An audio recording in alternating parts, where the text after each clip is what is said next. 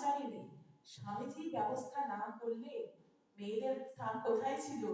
সেই ঘরের অন্দরমহলে। কি করা হতো? পালকিতে নিয়ে, কি করে পালকিতে গঙ্গা স্নান করাতে জানেন তো?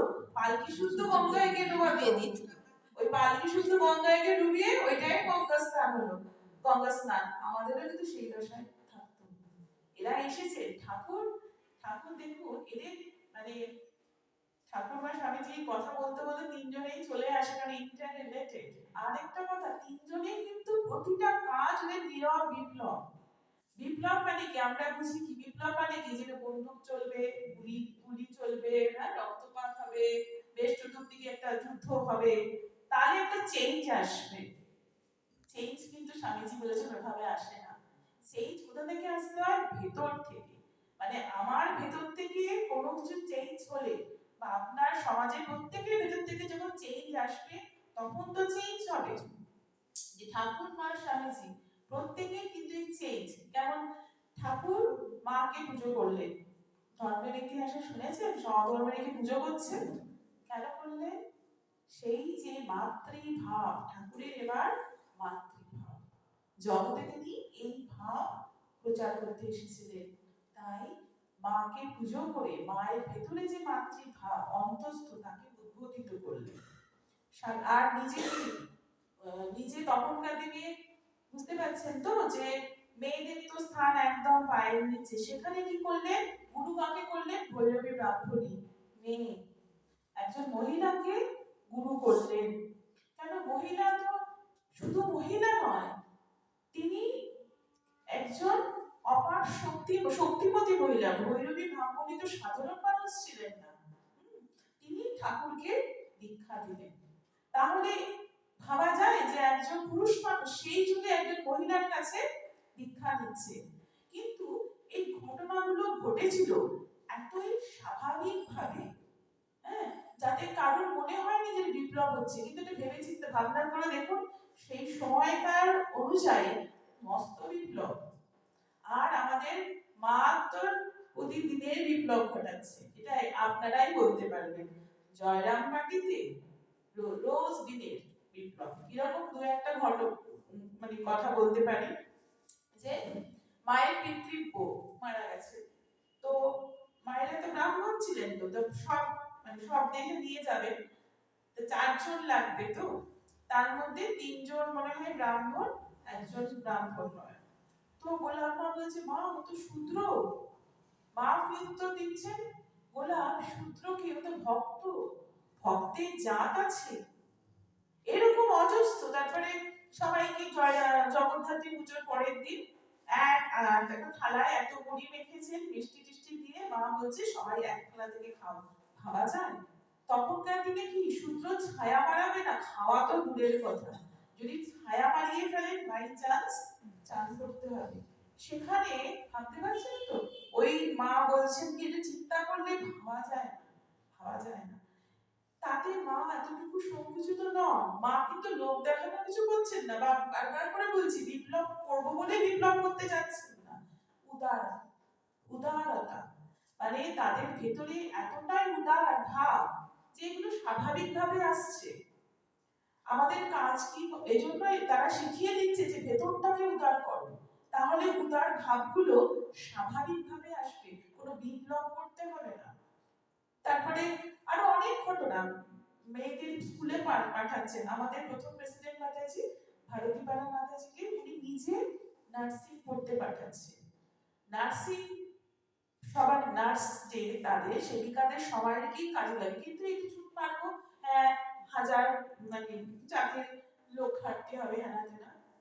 মা কিন্তু একটু পিছপা হচ্ছে না। এবং এটাও ছিল যে মা যে এত উদার সমস্ত কাজকর্ম করছেন, এর জন্য দণ্ড মাকে দিয়েছিলেন, মাকে দণ্ড দিয়েছিল। তাতে মার কিছু এসে যায় না। যা সত্যি, যা নিজে বুঝতে পারছে যে সত্যি, কোনো অন্যায় নেই, সেটার জন্য মা করেছিলেন। মা একটু ভয় পাননি তো। কিন্তু আরেকটা ঘটনা জানি, যে তখন ফ্রিডম ফাইটার্স যারা ছিলেন পুরুষ, খুব নাম করা, নামটা ঠিক মনে পড়ছে না, যত সম্ভব মনে হয় রানাডে আর গোখলে, এরা কেউ। তো তারা করেছেন? ইংরেজদের সাথে খ্রিস্টান মিশনারিদের সাথে একসঙ্গে চা খেয়েছিলেন। যখন তারা সমাজে ফিরে আসলেন তাদের রীতিমতো প্রায়শ্চিত্ত করতে হয়েছিল। ওরা কিনা স্বাধীনতা সংগ্রামে একদম প্রথম সারির নেতা, তাদের কি সমাজ তুলছে না? কেন তুলছে না? এই খ্রিস্টান মিশনারিদের সাথে তোমরা চা খেয়েছিলে, তোমাদের এবার চা করে প্রায়শ্চিত্ত, গোবর খেয়ে না কি করে জানি না, প্রায়শ্চিত্ত করতে হয়েছিল। কিন্তু মাকে দেখুন, যখন সিস্টার নিবেদিতা আসলেন সেই দিনটার কথা ভাবুন। সিস্টার নিবেদিতা এসেছেন বাগবাজারে, প্রথম মায়ের কাছে গেছেন। হ্যাঁ, মা তাদের এসো মা বলে আপ্যায়ন করলেন, বলে পাশে বসালেন। স্বামীজি চিঠিতে পড়েছি, স্বামীজি বলছেন ভাবতে পারো মা ওদের সাথে এক আসরে বসে খেয়েছেন, একসাথে বসে খেয়েছেন। ভাবা যায়?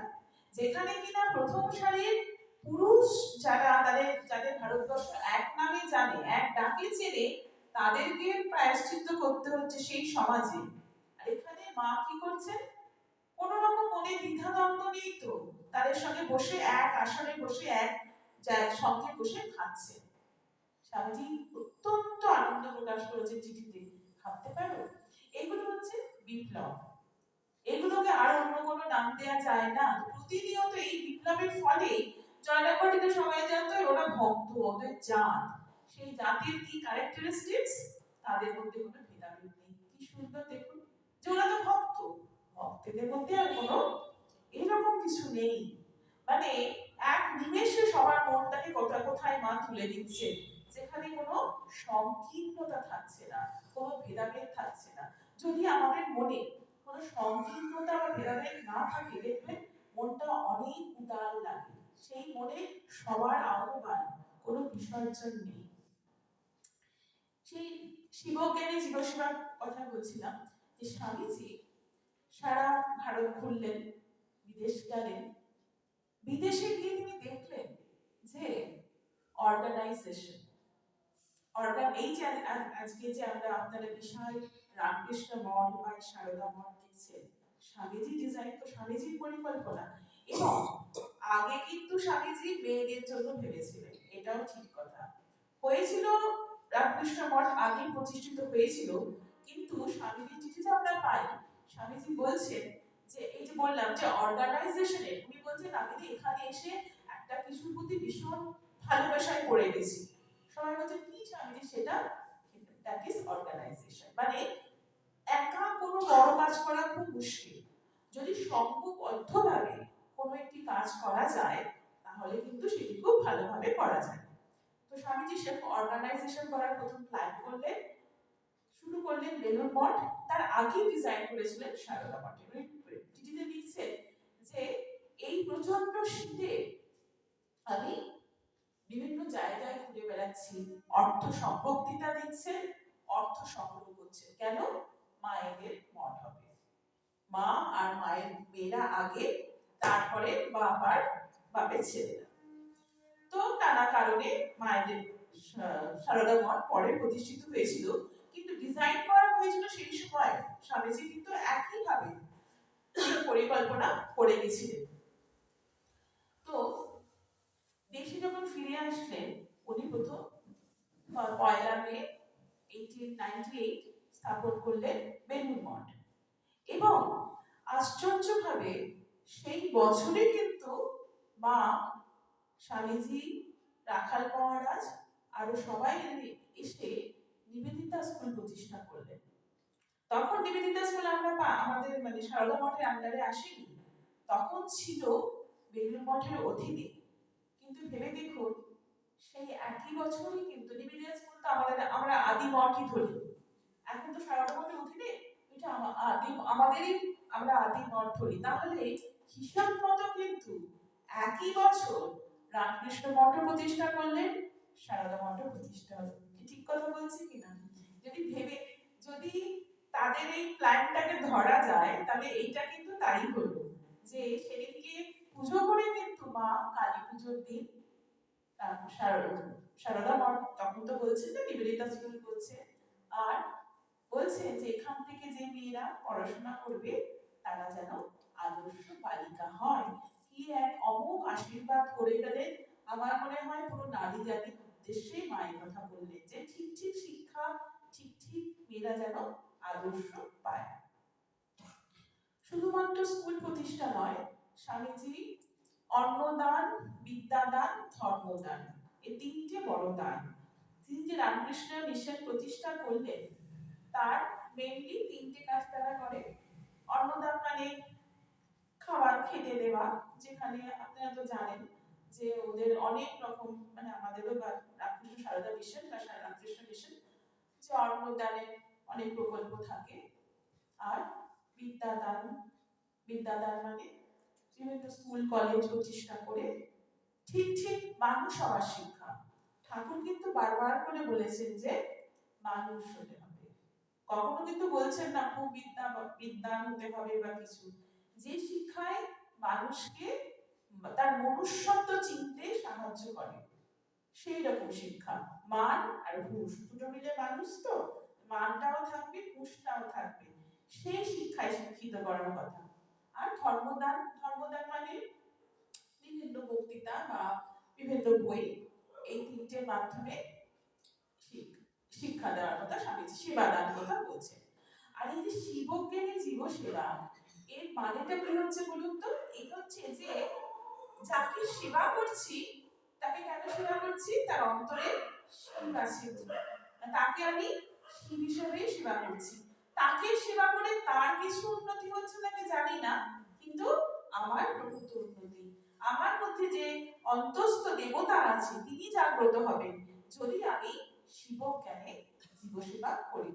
স্বামীজিকে দুঃখ করে বলেছেন যে উনি দেখেছেন যে কাশীতে, বৃন্দাবনে হাজার হাজার টাকা খরচা করে সেই ভগবানের মন্দিরে দরজা খুলছে, পর্দা পড়ছে, আর আসল যে শিব সে খেতে পাচ্ছে না। স্বামীজি এইগুলোকে উনি মানতে পারতেন না। শিবজ্ঞানে জীব সেবার উপরে খুব তিনি জোর দিয়েছেন। আর একটা কথা, ঠাকুরমা স্বামীজির ক্ষেত্রে আমরা দেখতে পাই শুধুমাত্র কি করতে হবে সেটাই বলে দিচ্ছেন না, কিভাবে করতে হবে। অনেক তো বড় বড় কথা বলা যায়, এই করতে হবে, এই করতে হবে, কিন্তু কিভাবে করতে হবে সেটা তারা কিন্তু সব সময় বলে গেছেন। যেমন স্বামীজি এটা বলছেন, প্রথমেই বলছেন কি করবে জানো? নিজেদের ঘরের দরজা জানলাগুলোকে খুলে দাও, খুলে গিয়ে দেখো, বাইরে দেখো, যে খেতে পাচ্ছে না তাকে একটু খেতে দিন, যে পড়াশোনা করতে পারছে না তাকে একটু পড়াশোনা শেখাবে। এখানে একটা প্রশ্ন উঠতে পারে যে আমি একা কি করবো, আমার তো আর কোনো অর্গানাইজেশন নেই, মানে ভক্তরা এই প্রশ্ন করতেই পারে। কিন্তু এখানে একটি কথা ঠাকুর বলে গেছেন যে একটি মানুষকেও যদি সাহায্য করা হয় বা যায় সেটি কম কথা না। এরকম একটি মানুষকে সাহায্য করবার জন্য আমি অনেকবার জন্ম নিতে পারি, এটা ঠাকুরের কথা।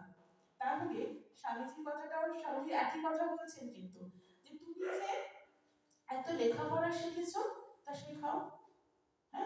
এখানেও স্বামীজি বারবার করে এই কথাটা বলছেন যে আমরা প্রত্যেকে যতটুকু শিক্ষা পেয়েছি জনগণের অর্থে, কিন্তু আমরা পাবলিক মানিতে পড়াশোনা করি, কিন্তু আমি শিক্ষিত হয়ে কি করছি?